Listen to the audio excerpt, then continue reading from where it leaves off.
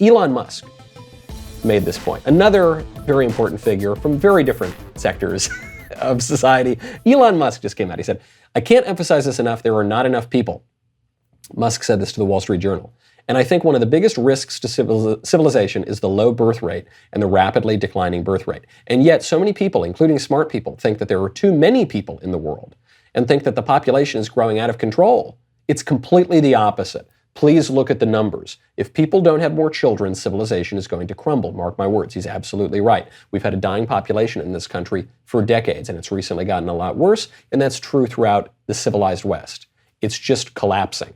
And the way that the ruling class tries to prop up the civilization is just by importing a ton of foreigners, and that's causing a lot of problems too. Huge problems of assimilation. This is the largest movement of people in the history of the world. And you're seeing the problems with that all around you. But you can't do that forever. You can't just replace all the people because they're dying and getting old and not having any children, and then expect to have the exact same civilization. It's not going to work. You need to have kids. This is a major, major issue. And what you will hear from people, and this is a perfectly legit concern, is, well, the not legit concern you're going to hear is, "How dare you? I want to go work at the widget factory, and you can't tell me what to do, and who are you to say this? And maybe it's not right for me." No, who am I to say this? I don't know. I'm a person with semi-functioning faculties of reason and a moral conscience and a historical sense. And we actually can make public statements about the way people behave. That's what society is. That's what politics is. So yes, we can say it's better to do this than to do that. People should do this, they shouldn't do that. We should discourage good things or we should encourage good things, we should discourage bad things. But the legit concern is kids are expensive. Kids are expensive, wages have completely stagnated, in some cases they've declined. The working class has gotten absolutely crushed relative to the ruling class. Everyone is swimming in mountains of debt. The sexual revolution has destroyed the relationship between men and women.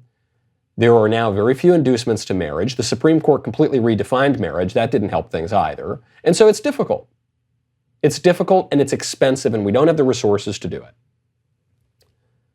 Yes, that's true. It is true. If we want to have a society that produces more kids, then we're going to have less stuff. You're not going to be able to buy as much nice stuff or go to as many nice restaurants or get as much delicious avocado toast or drink these expensive fruity seltzer drinks that I like so much that I usually just pilfer from the Daily Wire. You're not going to be able to have as many luxuries if you have kids. You're right. But that's part of what Pope Francis is saying. He's saying it is selfish to prioritize your own immediate pleasures over having a child. So yeah, you will have to deal with that. And there is a criticism of conservatives. The criticism is this: you conservatives, you're talking all about family values and having lots of kids and rebuilding the civilization, but you don't want to support anybody with any money. You're stingy, you're greedy conservatives. Now, this is mostly a canard.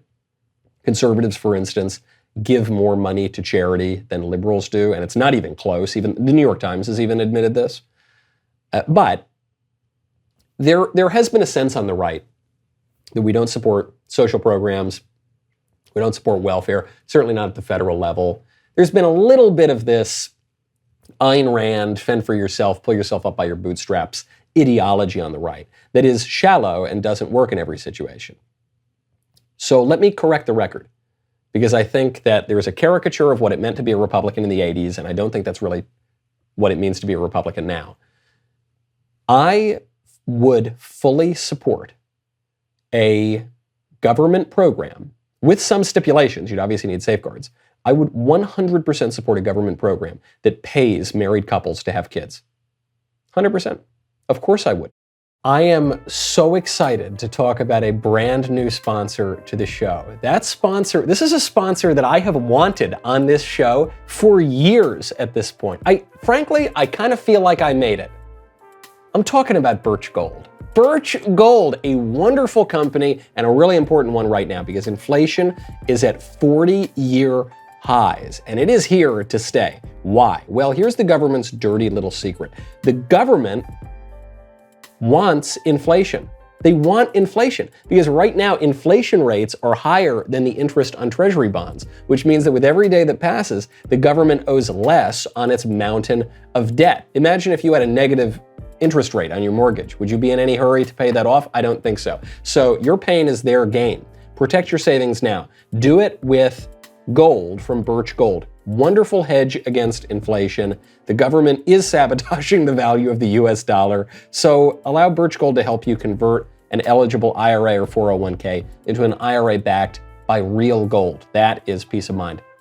With thousands of satisfied customers, an A+ rating from the Better Business Bureau, you can trust Birch Gold to protect your savings. Text Knowles, Knowles, to 989898 to get a free info kit on holding gold in a tax-sheltered account.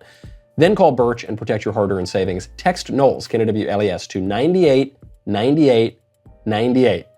That's Knowles. Text it, get your free info kit right now.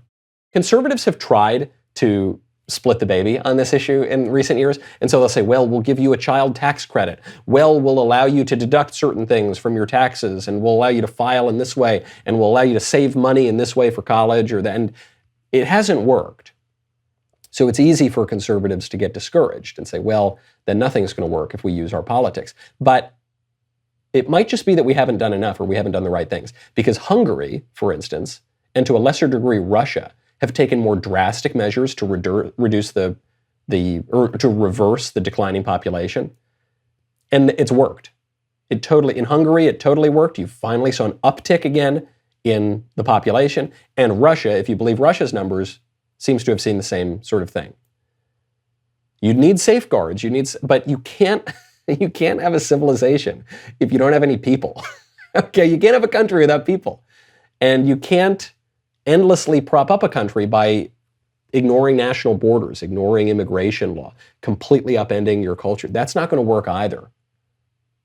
Encouraging sterility and promiscuity. You're not going to have a civilization that way. At a certain point, you've got to defend those bedrock institutions. The foundational institution is marriage, is the family, and you've got to have people. That's your main resource as a country. And I think conservatives are getting woke, not in the leftist sense of woke, but they're just kind of waking up to the problems of some failed policy. And they're recognizing if we don't have people, we're not going to have a country. And they're moving in that direction. You hear Blake Masters talking about this kind of stuff. He's running for Senate in Arizona. You hear J.D. Vance, he's running for Senate in Ohio. You hear a lot of the national conservatives talking about this, a lot of the integralist conservatives talking about this. You hear some humble podcasters such as myself talking about this. This is the future, all right? And when Elon Musk and Pope Francis and J.D. Vance all agree on a policy, let's do it. Let's go for it, okay? I'm so glad you liked that clip. Welcome to my humble abode. Welcome to the inner sanctum. If you want more insight like this, if you want more special glimpses into what's going on in my mind, in my home, then I would strongly recommend you ring that bell. Subscribe, get those notifications, head on over to Apple Podcasts, Spotify, Stitcher, Google Play, wherever you get your audio podcast. We'll see you next time.